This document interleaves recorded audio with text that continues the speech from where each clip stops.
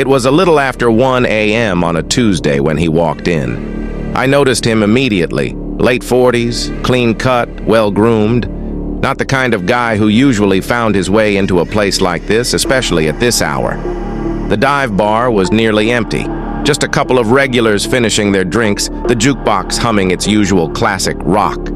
He took a seat at the far end of the bar, ordered a whiskey neat, and didn't say much. But he wasn't here to drink. At least that's what my gut told me. His eyes kept shifting toward the door, the clock, the few lingering customers. He was waiting for something, or someone. Minutes passed, and the last of the regulars finally left, leaving just me and him. The air felt heavier. Then finally he spoke. "You work alone here, don't you?" His voice was calm, but something about the way he asked made my grip tighten around the bar towel. "On weeknights, yeah," I said, keeping my tone light. But inside, my instincts were on high alert. He nodded, checked the time again, then drummed his fingers against the counter. That's when I heard it. The faint sound of movement outside, near the back entrance. The door creaked, just slightly, as if someone was testing it.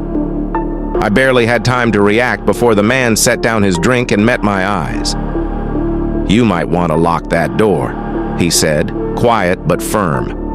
I hesitated, just for a second, but something in his tone told me to listen.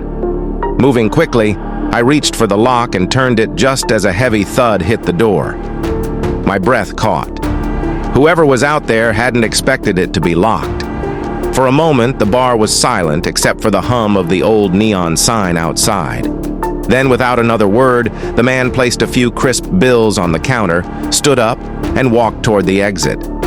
Before he stepped outside, he glanced back once. "Stay put.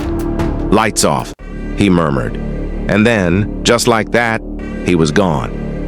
A second later, the power flickered, the jukebox cut out, and I was left standing in the quiet, gripping the edge of the counter.